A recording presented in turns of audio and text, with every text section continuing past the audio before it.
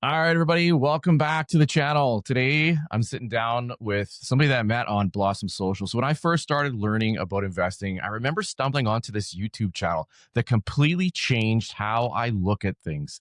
The guy wasn't hyping stocks or trying to predict the market. He was calm, logical, and he explained everything in a way that just made sense. His name is Car Young Tom. And hopefully I got that right. And if you've ever seen his banner, it says Canadian Finance Simplified. And honestly, that says it all. Now, I like to affectionately refer to him as the mini Ben Felix, for those of you that know Ben. So, Carr is very articulate, he's incredibly knowledgeable, and he has this amazing way of breaking down complex investing ideas so anyone can understand them. And today, I get to sit down with Carr to talk about his investing journey, why he's all in on XEQT, and how he brings evidence based investing to life in the simplest way possible.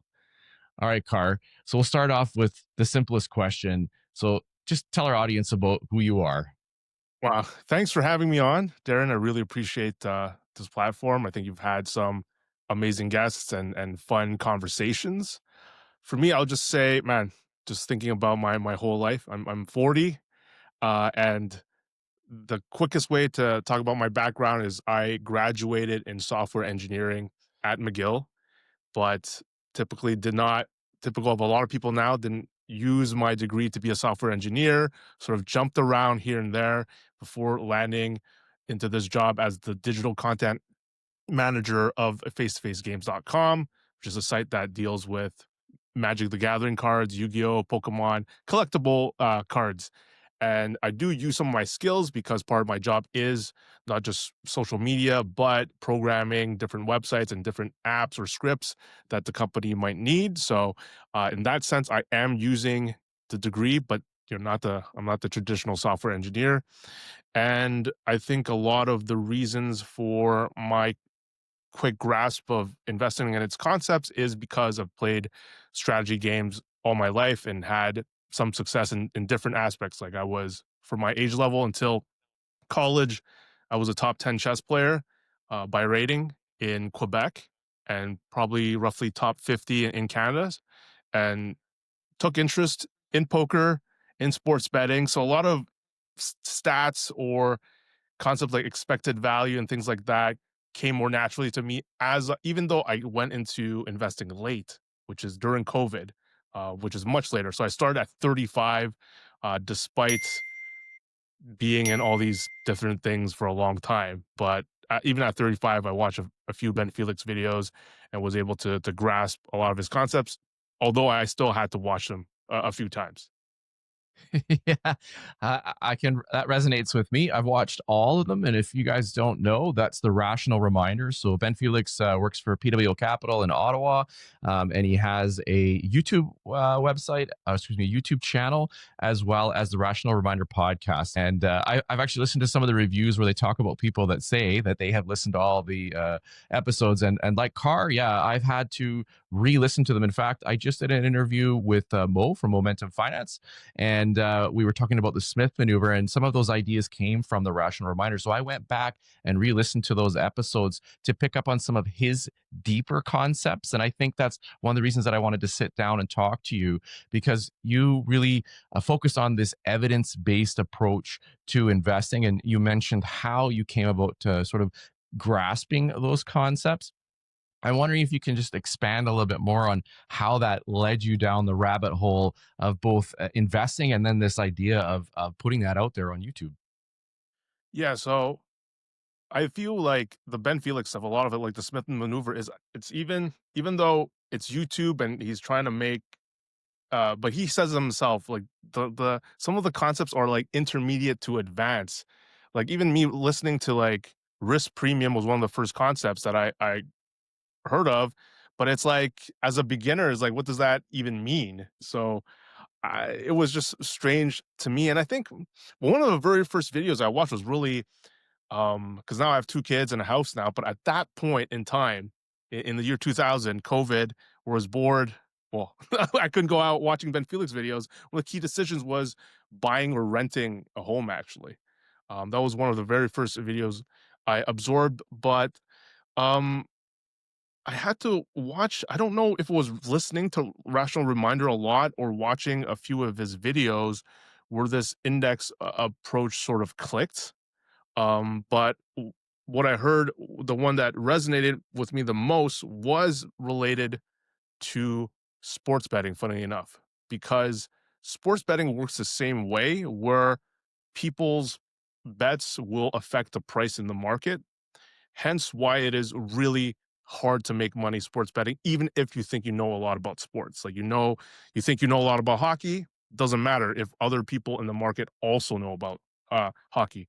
So that concept that I could link to sports betting is the same way I approach viewing the markets as a baseline, which is, it's not that you don't know this company is awesome. It's the fact that everyone else might also think it's awesome. So it's not priced in a way where you can take advantage of your knowledge because everyone else also thinks, Tesla, Nvidia, or whatever is awesome, has an awesome future. And to gain an edge, you basically have to think somewhat different than not just the average person, but all these hedge funds or all these people that have massive amounts of money that are betting on the market. And from that standpoint, and then reading, not that it was just Ben's opinion, but that it's just like traditionally good and good advice dating back to when John Bogle published his book in like the 1980s, maybe. That made me go, okay, so it's not just like him saying that. It's just like a lot of traditional books are focused on this. And then how I started making content is I felt like Ben was someone that's intermediate to advanced, and he wasn't showing obviously his own portfolio. So I thought that there was a space for me, even though I'm just talking about boring investing from beginner to intermediate, that I can fill that gap, but also be open about my investment. And I'm not working for PWL Capital. I have a regular 5-figure job, so that puts me in that spot of like the every person. And I thought there was this gap at the time, and I think there still is a lot of space for different people of different backgrounds. So that's how I landed, and I think I keep going because there are at least a few people that enjoy my content and I guess my personality. So I'll keep trucking along. I would echo that. I think that's what resonates with me the most. Recently, you've posted some videos in response to a hot topic on Blossom. And when I speak about the investment community from my audience's perspective, and I think anybody that's investing in Canada, I think Blossom is becoming a part of that central figure. I think it will grow. And the reason is it brings a place where people can sit down and hash things out like this. But what I love about doing these ones is now I can do it one on one and you can actually share your real experiences real time so people can put a face to that name. So you maybe think of a couple of questions that I hadn't come up with. So I haven't watched all of your videos and I do enjoy them. But going back from when you started, you mentioned it starts in COVID and then you have your sort of thesis for your investing or the style you want.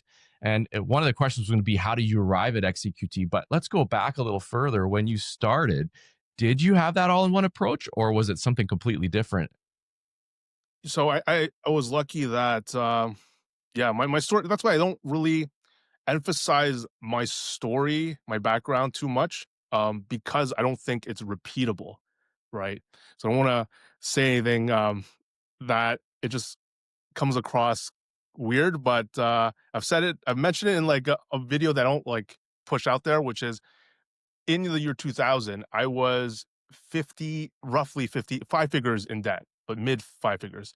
And that's largely due to bad spending habits and a recent wedding that I splurged too much on. And I thought that I would eventually pay off faster than I thought, but I would just like leave the debt hanging and pay not the full amount to be able to pay it off. So it was just lingering there for a while. And in 2000, I was lucky to hit on a few sports bets that made a lot of money that not only erased my debt, but put me way ahead. So I won, it's a daily fantasy sports contest, and I won in one of them, I won 6 figures. And I figured out a strategy that also won like 5 figures a few times. So that's what I mean. It's not like anyone can just randomly do this, and I got lucky. And so I had a lot of money. And at that point, actually, it wasn't just XEQT. people in poker were like the most famous pros were really into crypto at the time. So at the same time of running into the Ben Felix content, I also had a lot of poker players and friends that were into crypto. So I did buy a bunch of Bitcoin at that time. But from a stock perspective, it was basically XEQT from the jump, except maybe I had a friend influence me buy like a psychedelic ETF because he's a nurse and he had like he told me he had insights about the future of pharmaceuticals and stuff like that. But it was very quickly 100% XEQT from the beginning because of this concept of if I don't have an edge, I will just index. And when it came to Bitcoin, it just felt like at the time I was convinced like a lot of crypto bros right now that it was the future, right? So that's where it's like, oh, it's everyone's thinking you got to get in before other people, and that's why you invest in something, not because like everyone else is into it. Is more that you think that the crowd has to catch up to the current price. But that was my mentality at the time. I don't think that now. I think like crypto is as speculative as whatever. But at the time, I was very into it and jumped in when it was still 15,000. So again, another lucky and fortunate concentrated bet that ended up working out. I think you're hitting on some. There's a few concepts there that I'm hearing when you talk. So one, you mentioned some debt and the whole notion of you betting and stuff. I totally understand why you would not recommend that. I don't think anybody would. On the other hand, there are people that do it. So that debt piece is important when you talk about finance. I think I see a lot of people, and I can only use Blossom because that's the place we talk. But oh, I like, what do I invest in next? Well, hold on, how do I start? Let's back up a little bit. There's a few things you probably should take care of, and that's definitely one of them. So it's interesting that that's kind of where your journey started, is this idea of debt, and then obviously you had some luck that gets you going. And then you mentioned that you were right into XEQT from the beginning.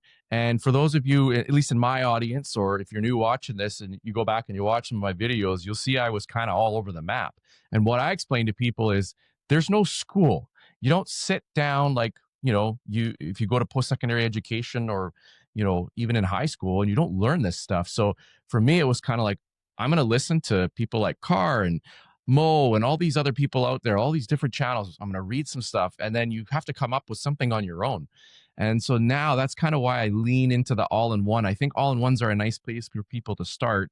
Although, Carr and I are not financial advisors or anything like that. We're just sort of sharing this idea or notion or journey. But I think those are a couple of key concepts. So it's interesting that you leaned into Ben's content right away. And I also like how you're able to say that basically I'm trying to put this into simple terms for people to learn, because that's what most of us need no matter how old you are. So that's pretty cool. You also mentioned about risk and risk premiums, I think is how you phrased it. That was actually one of the things I wanted to talk about. Can you talk a little bit about what that means in the simplest way for the audience and why that's important?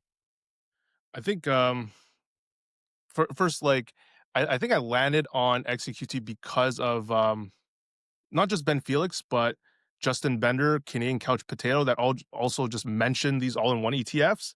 I just looked them up, and a lot of people say like, yeah, it's just a great single tick solution. As for risk and risk premium, it's really hard to it's just a really hard concept to grasp in one go, in my opinion. It takes a while because I think it requires a lot of understanding basic concepts like market efficiency. So you have to accept that assets are priced basically somewhat efficiently, which is why bonds they have lower expected return but lower volatility, and stocks have a higher like expected returns but higher risk. But that's true if you you just accept and assume that the market is you know um, pricing them as such, because if they were priced differently, if bonds actually gave higher returns for lower risk, then like so many people would just buy them to like sort of change that those characteristics. So it's a matter of um them being like that concept. So that's why cash is low risk, but you get like a high interest rate account, you might get like 2-3%. I don't know what the interest rate is at this moment, but why do you get more return from stocks? Because it has higher risk, and that is true just because of how the market is pricing these assets. So that statement right there requires understanding market efficiency, though. That's actually the next thing I was thinking about when you mentioned about your cryptocurrency piece, and you mentioned how you got in at the right time, and that's worked out. And you mentioned like it was almost like a gamble in some ways, and that how people always say like, well, when should I get in? The one that sort of comes to mind right now is gold. I've seen quite a few posts on gold. Oh, gold is on fire. Well, is it true that if I wanted gold, I probably should have got into it a while ago? But if you lean into the idea of market efficiency, even if I buy into it today, I'm going to accept the fact that when I look in the lens, so today it's really high in price. Maybe a month from now, it's down here. If I zoom out and I look at what that looks like over time, that efficiency will work itself out. And all of a sudden, that up and down on the charts all of a sudden looks like almost a straight line. Does that kind of the idea of accepting that markets are efficient and eventually they will price things out over time? Right. But then it requires um but gold, the thing is gold is not a great example because it is somewhat controversial in its long-term expected return. That's just like crypto, right? What we do know, what's been analyzed the most is stocks. Stocks, we know for sure that we don't know for sure. It's not a guarantee. Nothing's a guarantee, but we can say with a high degree of confidence that it's got positive expected return over time. That's what we know for sure. Gold is debated because there's periods where it doesn't really return you anything, but like over a long period, we have seen it grow. But yeah, like there's different level of confidence for different assets because as you know now, like even people have lost confidence in bonds and what they can do, but no one's doubting stocks because those have been the most like researched and debated over or analyzed by papers. So that's the one that you can just like buy. That's why you don't worry about the price because the price being high now doesn't mean like high relative to what? That's the question, right? Like, what do you mean by when a beginner asks, is like the tech stocks are high, but what does high mean? Like, why do you think it's high? Like, because it's all time high? Like, you don't really, unless you know the price to earnings ratio, the fund, like all the different fundamentals, unless you dig into it. And even then, it could be priced high because like I said, all these funds, all these big players think it should be worth that much. So, um, when you say high, you're sort of like adding some connotation to the word as if it should go down or something, but you don't know that. You don't know that at the time right now, which is why I think you've seen it a few months ago or even a year ago. We see all these posts like it's too expensive. It's too expensive. The flaws of index investing, but it's only gone up since then. Which means at that time, when people were thinking it was it high? Like you don't know because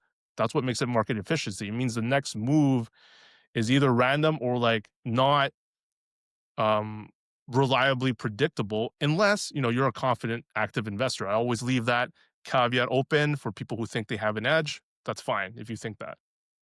I guess that's kind of what I was trying to explain is you're hitting on with more technical terms than I am, but effectively, like you don't know that the price today you're paying will be, some inefficient price later. I guess would be the way I would put it. It traditionally and index investing allows that. So the idea in index investing, and sometimes I have to remind myself when we're talking here that there are people like me that didn't know any of this or don't know this when we're talking. But let's say we take a single stock and doesn't matter what it is, but it looks like a great buy today, and all of a sudden 2 months down the road it goes out of business. Well, we just lost our money. It gets delisted, you lose your money. But if Right. you do index investing, the concept is that that could happen within the index because it mimics, for instance, the S&P 500, because there's a bunch of different funds that mimic that. Within that, we have positions that are doing well and other ones that aren't, and in the middle of that, it balances out. And so I think that's also a key concept along the same lines of these price part doesn't that's and then I think that leads into dollar cost averaging. Would you say, for the average Canadian, that's a fairly decent strategy? Nobody comes up with six figures at one time to just drop in the market, which Can you touch on that? Which is more effective in your opinion? Dollar cost averaging or all in one at one time, like investing a large amount? Um, yeah, to finish, the point is like you do need to assume that the global economy goes up over time, or the U.S. economy, whichever ETF you want to pick. If you're a VFE, that's the underlying assumption. Instead of betting on different companies, you are still placing a bet, but it's a reliable bet that has made sense. I know since the beginning of the stock market is that you can expect the global economy to grow. And when it lump sum versus DCA, classic question. Only I think some people just make threads that are really, to me, kind of. I don't want to mean irrelevant sounds too strong, but it really doesn't matter. Like people that ask like whether they should do it daily or weekly. Like at that point, at that granular level, it doesn't really matter. But when it comes to when you have a lot, when you randomly land, maybe you got an inheritance or you got a huge bonus at work, right? Like you even then that might matter. Like you got $5,000 bonus for a project or something. And you want to know where you want a DCA or lump sum, and the answer is always the same to me. Like you lump sum for the highest expected value, but you DCA if you want a more narrower set of outcomes. Because ultimately, when it comes to investing, you're not trying to predict exactly what's going to happen. You're playing the odds. So by putting it all in, you put the odds that you come out ahead on average, but you only live the scenario once, right? So it's not like you're living this exact scenario 10,000 times and you can profit from the above average decision. That's why if it's like 10,000, let's say, that you really need, you might want a DCA as well. Like, let's say you can't really risk that 10,000 going down to 5,000, then you might DCA over the course of a few months. I would still try to get it all in at one point. So if people ask me what I would do with 5,000, at worst, I would put in 1,000 either every week or every 2 weeks. Like I'm still trying to get it in as much as possible. But that's only if people are less comfortable with like 5,000 right away. But ultimately, some of the differences don't really matter because we're talking about small amounts and like differences in days, weeks, and months that, yeah, like 300 every month or every 2 weeks, do what you prefer at that point. Yeah, I think that's a key thing too that I've sort of come, and I said this in a couple of conversations I've had recently. Is I used to say I was a beginner. I definitely was. I think I'm more of a novice now, that I can understand key concepts, and I think it's important for people to understand that, the notion that you'll hear like, oh, the average returns of the S&P 500 or something like on average, that 8 to 10%. I think that's a fairly fair statement over time, and that time is undefined. I would say it's not like it's a 5 year period or 10 year period. That's, you have to take like a global view of it. So I think that leads to the notion of risk tolerance. And what you're talking about is, I know when I started, I was moving six figures, was just over $200,000 into this DIY version of investing. And I was thinking to myself, like, ooh, do I put it all in? And I had listened to some of these ideas, but yeah, I was like dropping 10, 20, 30 grand at a time into these ETFs or whatever I was putting them in. That I think is part of your risk tolerance. And I love how you phrase the fact that we can sit here and talk about these ideas, whether it's Carr with all of his experience or Ben, but at the end of the day, it comes down to how you feel about it as the investor, what makes you feel comfortable, what's going to make you go to bed at night and not be all stressed out about it. So I think that was a pretty important point. So one of the things that I love about your story is that, you don't just talk about simplicity, you actually live it with this notion of XEQT being your single holding. And for the audience, if you don't know about it, it's an all-in-one fund. It has about 8,536 companies around the world, according to BlackRock's website. So even though it's just one ETF, it's giving you exposure to basically the entire global economy. So ultimately, what made you make that decision? And we might be rehashing this question, but it was one I had sketched out. So I kind of want to hear like why that particular all in one, I guess. Well, at the time, like BMO didn't come out with theirs. I don't think. I think it was shortly after. But the big players were Vanguard and iShares, BlackRock, and they had their full suite. So like the first thing, like I talked about how I ran into the introduction of all these all-in-ones, and then at first you got to pick your equity and bond split. They're different. The conservative version of these have like 20% stocks, 80% bonds, and the answer is pretty easy after you read that. You have a long time horizon. I'm 40. Hopefully, I'm invested in till I'm 65 and past that. So definitely 100% equity makes sense. And I get a question a lot like, when will I change that? I don't need to answer that question. Like a lot of questions, like you don't really need to answer. Maybe I'll answer in 10, 15 years, make a video about it. But for now, like 100% equity. And then between Vanguard and iShares, it was just like, all the research has shown that they're going to perform pretty closely. And anyone that tries to say that one is definitively better, I just raise an eyebrow at. And ultimately, XEQT was just either the more popular one, has slightly lower MER, things like that. That like maybe I would have flipped the coin anyways, but made me choose it. But it's not a significant choice. I would have picked either of those two.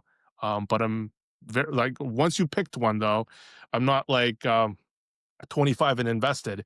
He puts XEQT in one and VQT in another account. I'm like, I don't want to bother with that. Just pick one, stick with it. It's all good. You actually answered the next question, because that's the next one I was going to pose. Is so in that notion that you hold this one all in one, if there was some factors or other things that would influence you to move on, what might those be? I wasn't necessarily thinking like what would it be that you would move on to, but what would influence you to move away from this particular one as XEQT? So as someone also that has listened to Rational Reminder a lot, it would be like some factor ETF or something that is not promising, but has a strong case to give higher expected returns at a similar cost. Maybe somewhere down the line, like FEQT is of course one that's brought up a lot, but it's it's not a guarantee that it's like a higher expected return. It's charging more in fees to have exposure to factors, but then it's also a matter of how that fund exposes to those factors. So it's like things that you have to really research to know whether to jump out or not. And so for now, happily in the vanilla strategy, but it would have to be something that convinces me that it's like strictly better somehow, which is going to be pretty tough because these funds are already so low fee, and because BMO, all these other, even Mackenzie, all these other funds managers are jumping into the pool and they're all competing against each other, right? And which is great for us, lowering fees against each other and things like that. So that's why it's like it's going to be pretty hard for anyone to beat these vanilla all-in-ones. That's a great point. I had come up with this analogy recently that this space is almost like car dealerships now. They're all competing for the customer's business, and in doing so, they make tweaks and changes. I also liked how you pointed out that if you were to compare the performance of some of these funds in the all-in-one space, because that's what you're in, is the difference in performance is I don't want to say negligible, but it's very small. The way I would equate that is if I'm going to do a value investing approach where I'm going to find a stock and wait till it has a decent price and then purchase it because I know that I'll make some money on it. The same would be true with all these all in ones. Me, I don't have the time for that, and I want to go to sleep at the end of the day. So I think for me, that's why I leaned into ETFs as my way to invest. And obviously, I'm working my way towards getting rid of all the stuff I originally bought that doesn't fit that strategy. But I like how you put that, the performance differences are so small. And then you just look at to break it down. I think the MER would be one of the big ones, right? If there was some big changes in those. Maybe you can just touch on that for the audience. What is the MER? Why is that important? The MER is important because traditionally mutual funds that people would get at like a bank would be roughly 2%, and even active funds that promise strong returns are around the 2 to 3% mark. And you compare it to ETFs, like VFV is really low, but even XEQT that combines a bunch of funds is, instead of 2%, it's 0.2. And if you're a long-term investor, that 2% is going to add up, especially if the strategies are going to be pretty similar. Like someone at RBC or whatever, they might have a global ETF strategy that's very similar to XEQT. So you're just paying that extra 2%. And it's the competition is great because, ZEQT from BMO, they've lowered their MER a bit because of the competitors in the market. So you can stick to, you don't have to jump around, because eventually I think, unless like Vanguard and iShares don't care about the competition, they're going to lower their MER to adjust as well, to make sure that they're attracting new investors, be competitive in the same landscape. So, but MER is really, it's very a key point when it came to like telling people why you should jump out of most mutual funds and active funds. That's exactly where I started. The was my wife's stuff, but it was in mutual funds, and that's kind of the kickoff for me. Was like, oh, so we're paying all this money for this, and what are we getting in return for it? That's kind of what generated that notion of, well, what do I need to learn? I still remember that day. I was like, so for those of you who do have followed me, you know the story, but those that don't, my father-in-law was the one that managed my wife's investing, and he passed away, and then I ultimately had to look at this stuff. Now I have a pension, so there's a lot of self-reliance on that type of income in retirement, but ultimately I had to figure this out, and here I am almost 3 years later. April will be 3 years. I started sharing my journey right away because I realized, like, I was 50 at the time. There must be other people. As it turns out, there is a lot, actually. And even like the audiences that we talk through Cars channel and mine, and then other people in the space. It's such a small percentage of people that I think that this could really benefit. Even the notion of compounding, that idea, like in my generation, compounding was you going to the bank with your bank book and you were like, here, can I put my money in my savings account? And when I get it out, I got a little bit of money. I'm Right. listening to an audio book right now where they're talking of, that's basically the whole story in this book of investing, is he just keeps hitting on compounding. So can you touch on that idea? I think I had the similar thing when I was younger. That's all what I thought about, like just making, just storing it in a bank, just grow over time. I didn't even think about it when I got my first job. I had BMO just, I had a meeting. They recommended some sort of fund based on some questionnaire that they're doing in person with me, like how much risk or stuff like that. And I only looked at it a few years ago when I used to work for Nokia at one point before they closed down the Montreal office because they couldn't compete in the smartphone world. But then I looked, and it grew. But I never looked at picking, like caring about picking the investment. I just did what other people did. But compounding, just on the note of talking about the 2%, is just like a huge thing where every year that's going to matter, and it translates to everything, just like your savings rate. So every year, like the more money you put in at the beginning and the more years that you have in your investment horizon, the more it's going to matter at the end. And but far too often we view the end, we talk about the end as if like retirement age 65 is the end, but it's not, right? Hopefully you live at least 20 years, 25 years past that. So at that point, you're still going to be exposed to the stock market, and that's going to matter. Like if I retired at 65, at 66, 67, how XEQT does, if how much I have in it is going to matter. And so to make sure, like, I know it's a good, when you read that stuff and hear that stuff, it's like start early and try to save more or spend less.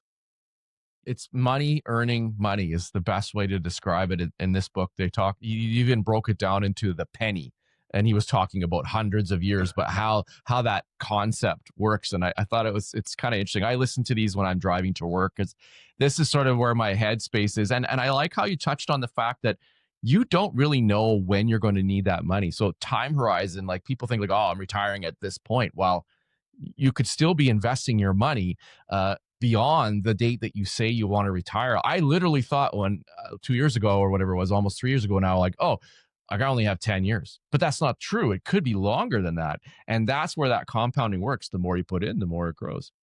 Okay, so you touched on a concept that I want to ask about now. So for anyone that's new to ETFs, can you walk us through how XEQT exposure is actually broken down? Roughly how much is in Canadian, US, international, emerging markets, and why that global mix really matters?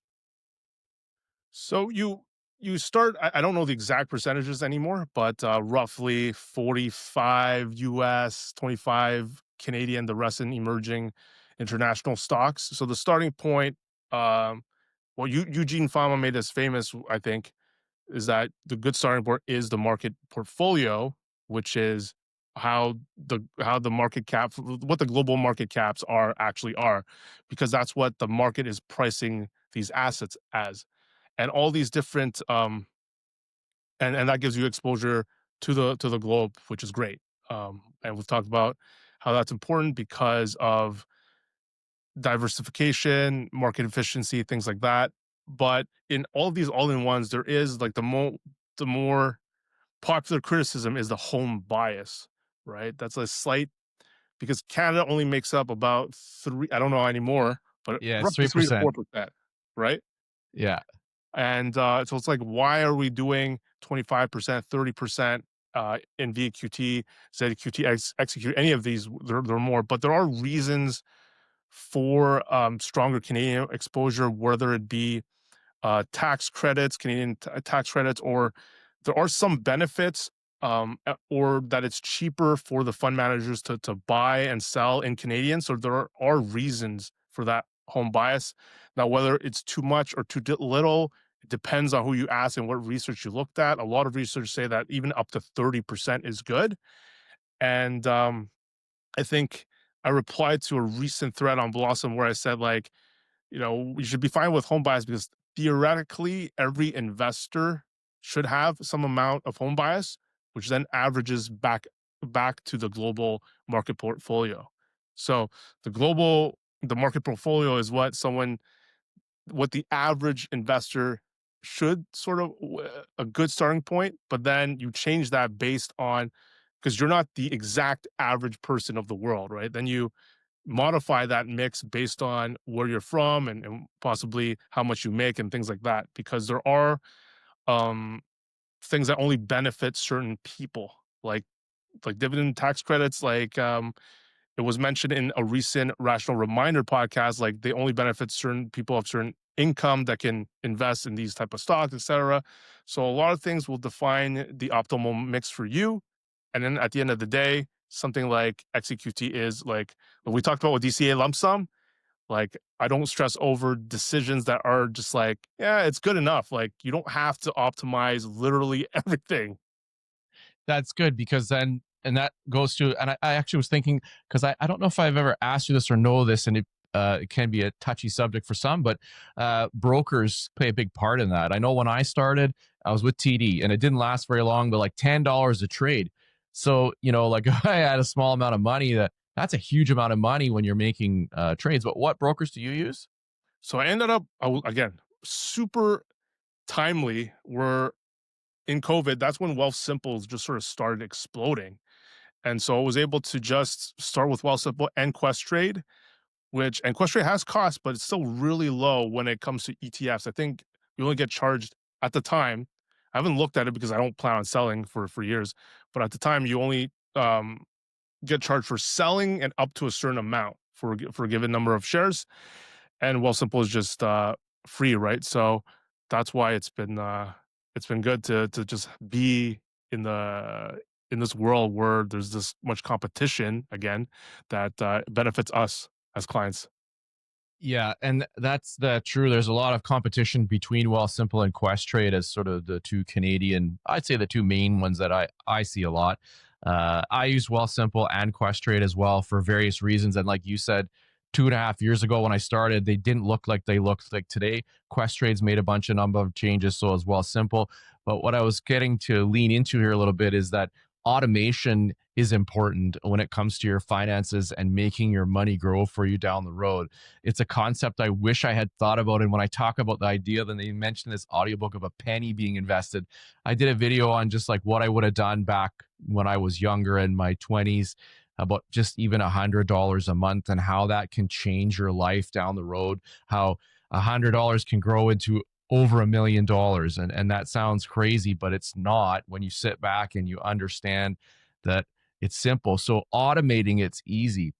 If I say that I'm 20% is what I'm going to invest, or 10% or 5%, whatever you can afford, you can automate these things. And one of like, I find Wealthsimple is a little simpler than Questrade. I'm not saying Questrade's bad.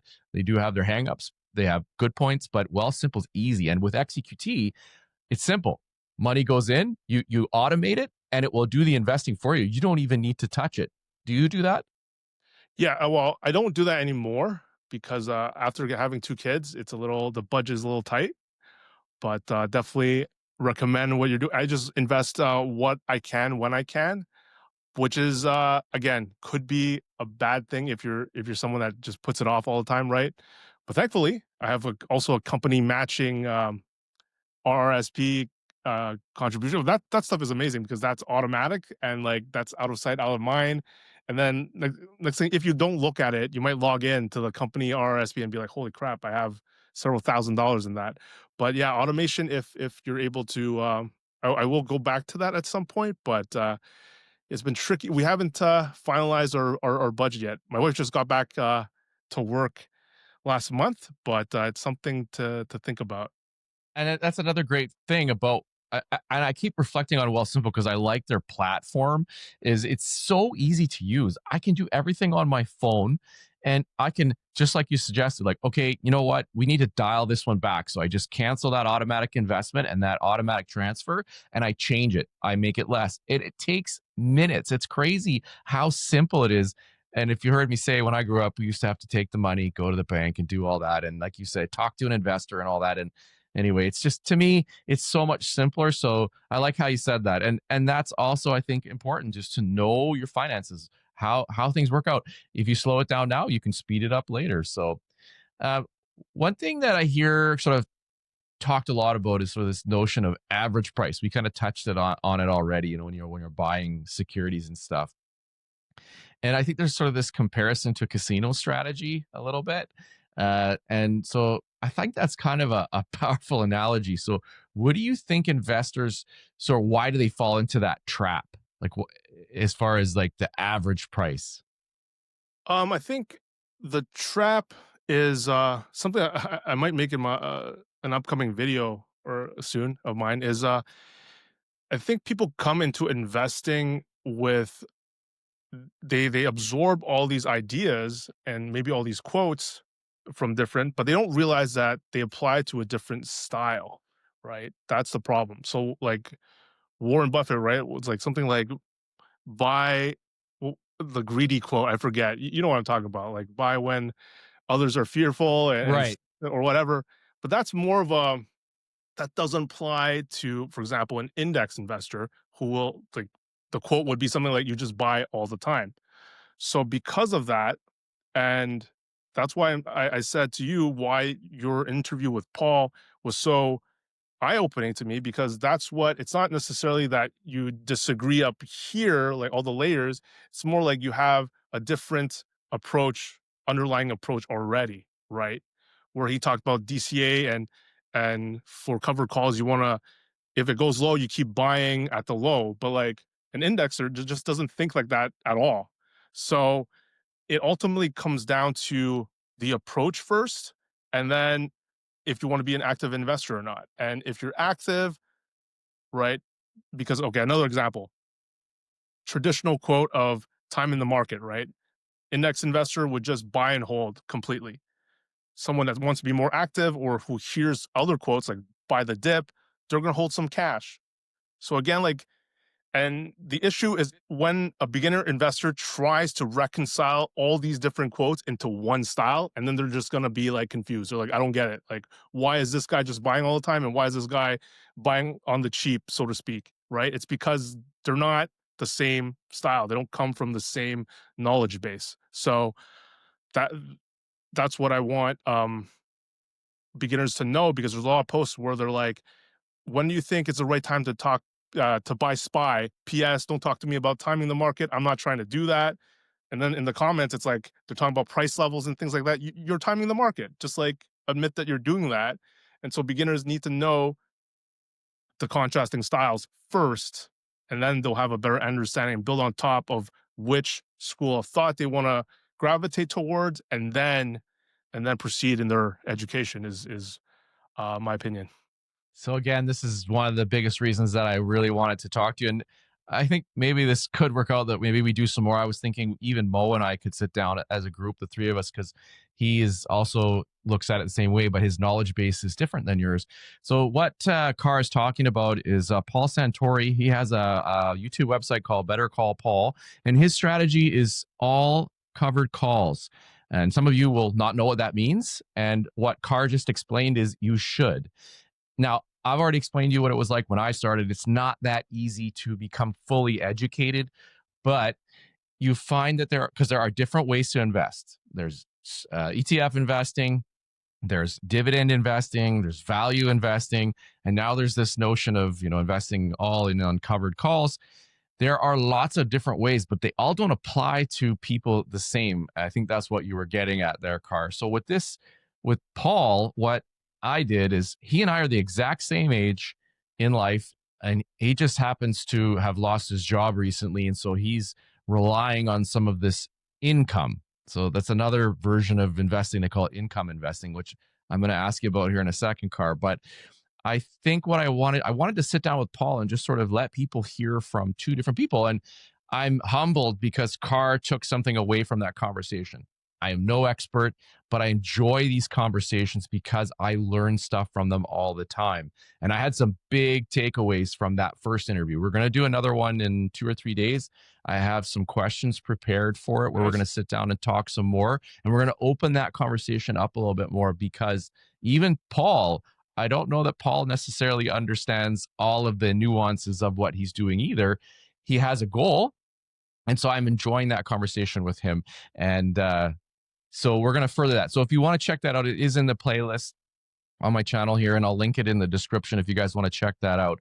Again, these are just other people sharing journeys about what they're up to, and you might find that interesting. But I think the point that we should harp on here is know your strategy and stick to that strategy. Don't, go in the weeds with all these different ideas, I guess. So, and again, I agree with you. The average price to me, as far as investing goes, I look forward to every 2 weeks when I put my money in the market because I know exactly where it's going to go. And in effect, the ETFs that I'm putting my money into are very similar to XEQT, which is making me think a lot about why don't I just go all in one with XEQT? Because that's effectively what I did. And actually, so we'll take a sidestep because the reason that I chose the ETFs that I did was because of Ben Felix's model portfolio. Do you know the one I'm talking about, Carr? Yeah, yeah. I did want to clarify one thing though, really quick. Okay. Yeah. Um, so I think it's not that certain people have similar like I wouldn't say like to clarify my opinion, it's not that people have their own like a certain set of people have their own goals. Like it's not like you and Paul are in your 50s and you should think similarly. It's more that my case is more that you and Paul might think about the market completely differently, right? Sure. Like, depending on what set of knowledge you want to gravitate towards, that can lead you to multiple to a completely different set of strategies, even though you and him might be, let's say theoretically, let's for the sake of argument, or in this very similar scenario, you might draw different conclusions. And it comes back to, I wanted to comment this on the show where I think some people are too afraid to disagree when the core of the stock market, whether when you buy a share of Tesla and someone sells a share, is that you disagree on the future of the Tesla price. You're buying because one person believes it'll do well, the other guy is selling because other assets might do better. So that's a core disagreement. But as long as it's not personal, we should embrace these disagreements and these disagreement and strategies. So like if for example someone is respectfully saying cover call ETFs are not for them, it's not, as long as it's not a you're an idiot or I hope you lose all your money one day. I think that's within the realm of respect. It's fine. No, And and that's actually a good point, Carr. So the video that I did one on Blossom Social. I've done a couple, but I find content needs to be updated. And so I did a new one on it and I just hit on some key points. And one of them I talk about is a respectful conversation is important within the context of learning. And I agree with you, Carr. Sometimes the conversations can be rather heated and maybe a bit negative. But at the end of the day, if you're not taking some of that in, you're not learning, I think. And I agree with you. Like, Paul's view on things right now is different than sort of what his needs are as far as investing goes. We're totally different. Like, I'm still putting money into the markets where right now he's not. He could change that. But again, I enjoyed sitting down talking with him, and like you said, there's some takeaways. The other thing is like this notion of delayed gratification. That's something that hit me last week. It's like, so are certain people chasing this gratification rather than understanding a strategy and employing it in a certain way? What do you think? Maybe. I mean, I got into that thread where, yeah, again, it comes to how you view total. Like for me, how to view total returns was what I said, which is it doesn't really matter. It's really, for me, if the income strategy was something that I viewed as higher expected return over time, then I would go for that. But for some people, I it is, it might not even be gratification because it's also some people like the utility of having regular dividends to then redistribute, right?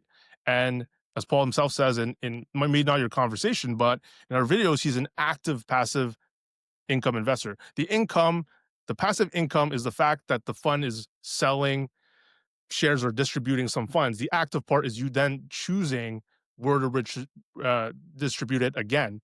And some people like that part of the process. So it's not even like they might put it all back in the market. So the two different strategies have different things that people like and some enjoy. And yeah, it's very different from person to person. And I don't know what the original question you asked before I deviated, went on a tangent on this for you. That's okay. I was asking, like, is there, in that sort of delayed gratification idea, is it a rabbit hole for some people? Like, do they go like, and I think you, in a roundabout way, you're basically saying, you're answering my question, because think about, and I'm going to touch on Blossom now, folks, because I've talked about it a few times, but at the end of the day, so, we spend a lot of time in that community, right? It's a good place to talk, but you have to be careful in there. And sometimes people will go in as a new person like myself when I did, and they might read a post and go, oh, that must be the way to do it. But the truth is that for that person, like Carr touched on, it's good for them, but it might not be good for you. And you need to understand, what will it do for you in your investing? Like, if investing is, I want to be rich, that's a different mindset than I have, and I'm pretty sure that's a different than you have, Carr. If your idea is that somehow you need to generate income, that's different. So just be open to the first thread you read about something where you see the emoji con where somebody's vomiting green money. Take that with a grain of salt. Do some more reading. Read in the comments. You'll find Carr in there making comments, and other people that will provide you with different viewpoints. And so I'll ask you a pointed question. So how do you think communities like Blossom help new investors avoid some of these emotional pitfalls? Oof. That's a that's a tough one. That is a tough one. Really depends on a lot of the, I think it depends on the user themselves a lot. I think it's like YouTube where there's good and bad information, and at the end of the day, it's on you to parse through that and what info you gravitate towards. And like you said, like not every person is going to try to or have time or energy to view different viewpoints and then come up with a strategy. They'll just pick one that gravitates to them, whether it's that speaks to them, right? Like something like, or a person that is in a similar scenario and doing something that, okay, that's interesting. Maybe I should try the same thing. So it's tough ultimately. Like, so it's good and bad. So Blossom, like YouTube, fountain, wealth of knowledge, but it's what you, as a user, unfortunately, you have to put in some work into figuring out what's good and bad ultimately. And just so self-reflection for me is, Carr comments frequently on posts that I make. I call it like a great debate.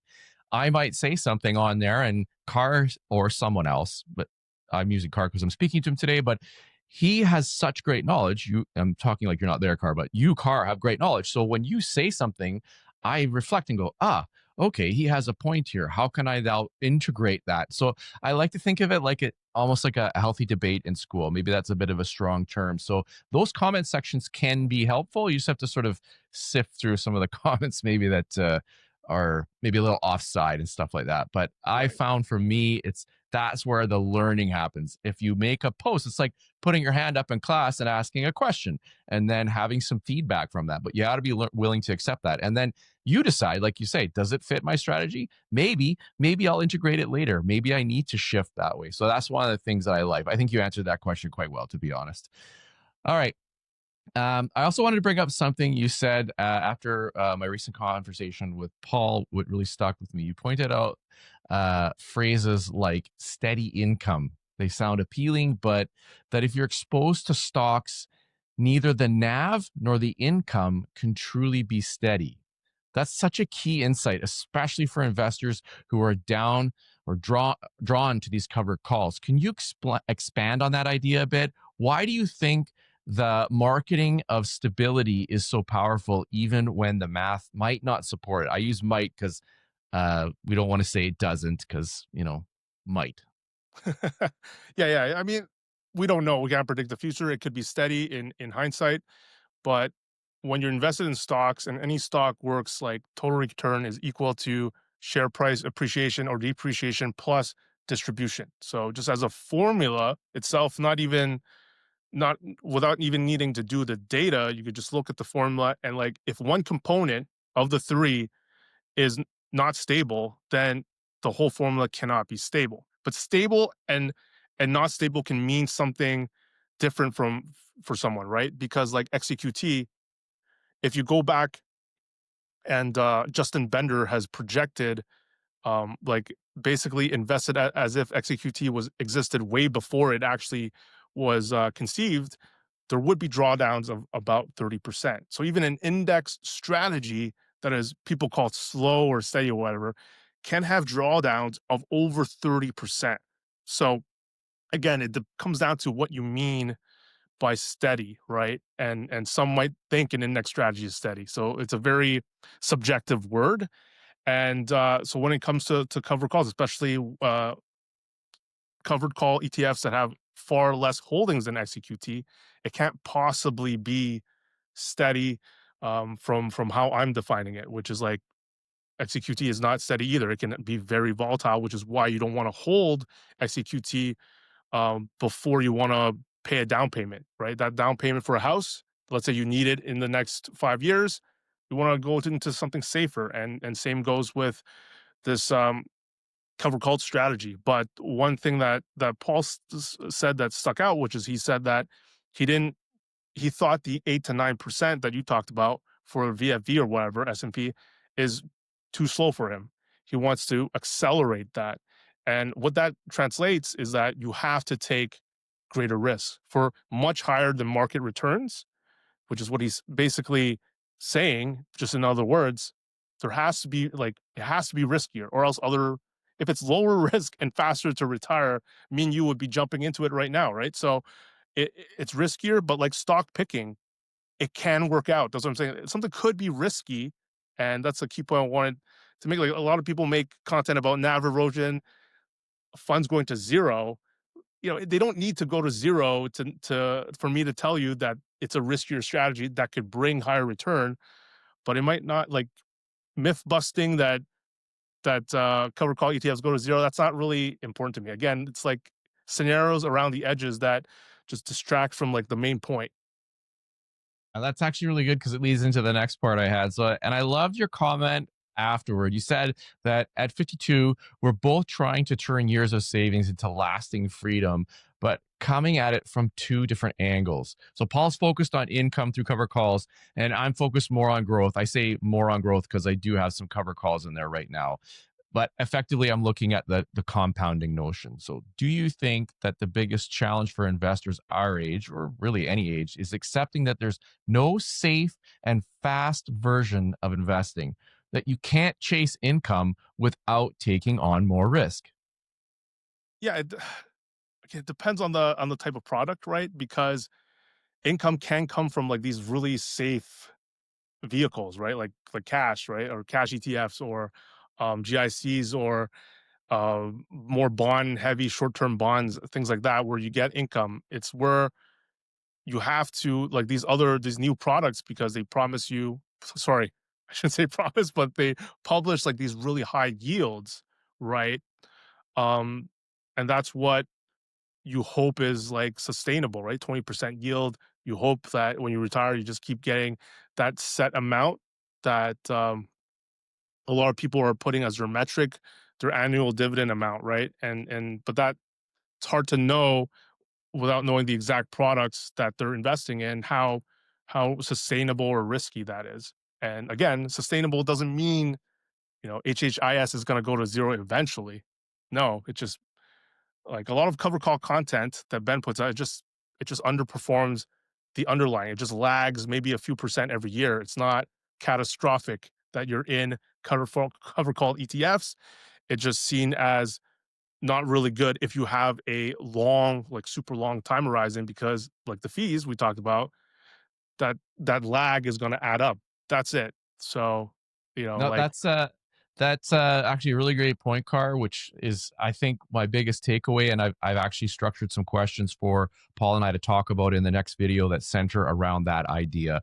Ben had a great graph that he showed during that video.